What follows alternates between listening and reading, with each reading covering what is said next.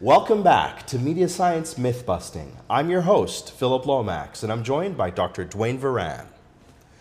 On today's episode, we're going to be discussing the myth of the gratuity effect, in which audiences are grateful when advertisers pay to unlock programming that would have normally cost them money.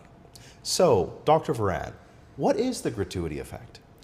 You described it well. So in this day and age, the most common way that we see that is the ability for you to subscribe to a platform like Hulu or like Netflix, and you can get the advertiser-supported version at a lower cost, or you could pay more and actually have it ad-free. And the same thing could also be true at the level of program, that you could have a program that was available either for free or at a cost.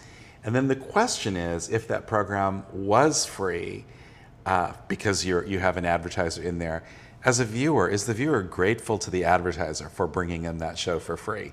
Is there a gratuity effect? That's the kind of question that we're exploring here today. Very interesting, Dr. Varan. So I imagine that different types of audiences respond to this, to this opportunity in different ways.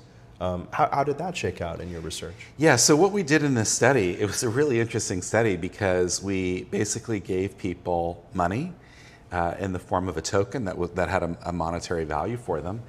And they could either choose to keep the token and at the end cash it in, at the end of their experiment, cash it in for actual money, or they could drop it into a little piggy bank that we had with a little photo sensor on it that would detect if it had gone in, which determined whether or not which version of the experiment they saw. So would they then see it basically ad-free, or would they see it with ads?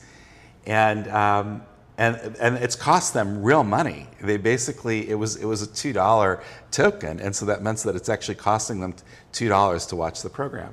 And we then tested it to understand the different types of people who responded to those different propositions. There was about 35% of people who were what we call ad enthusiasts.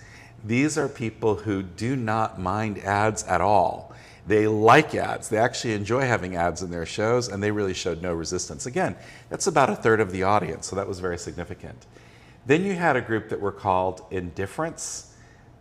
They basically were situational, and it depended a lot on, exactly how much the proposition was and what the costs were. They're weighing everything up, basically.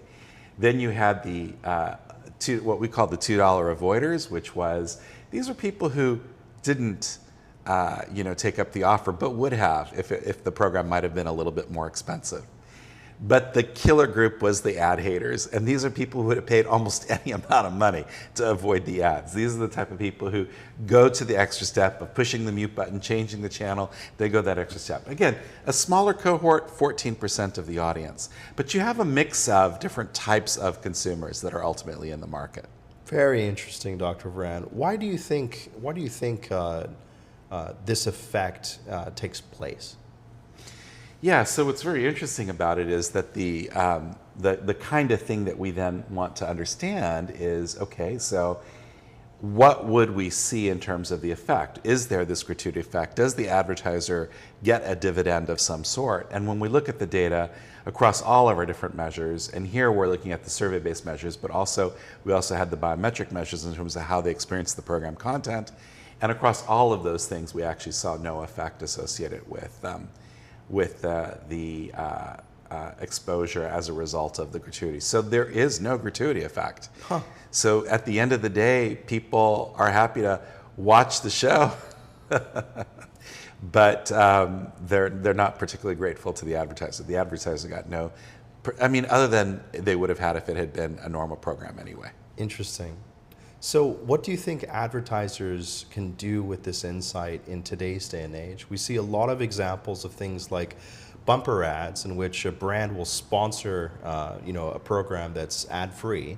But how would you leverage this type of insight in the current marketplace? Well, a bumper ad is an entirely different kind of question, because with a bumper ad, you're actually dealing with a limited interruption, you're dealing with limited memory.